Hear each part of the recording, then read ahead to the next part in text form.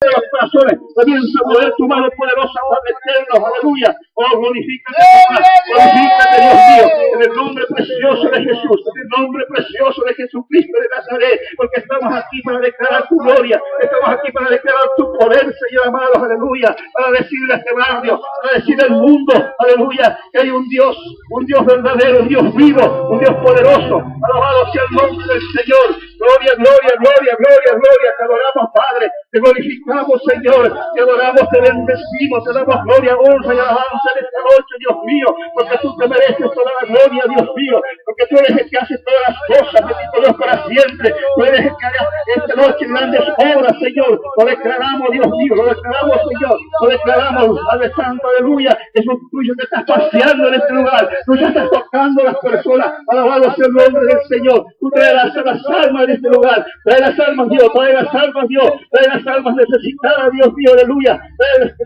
ha tenido esperanza, Señor. Aquel que ha perdido el sentido de vivir, Dios mío, aleluya. Aquel que está queriendo, pensando quitarse la vida, Dios mío, en el nombre de Jesucristo de Nazaret, Señor. Oh, gloria, gloria, gloria, gloria a tu nombre. Alabado sea el nombre de Jesús, aleluya. Glorifícate, Padre, glorifícate, Dios mío, en el nombre precioso de Jesucristo de Nazaret, aleluya. Atamos de muerte de todo en el nombre de Jesucristo de Nazaret. Atamos a todo espíritu inmundo, en el nombre de Jesús, aleluya. Declaramos victoria, declaramos libertad para alabar tu nombre, para glorificar tu nombre y tu palabra sea glorificada, Padre, en el nombre de Jesús, aleluya. Gloria a Dios. Gloria a Dios. Señor le bendiga a todos los hermanos en esta tarde, esta noche.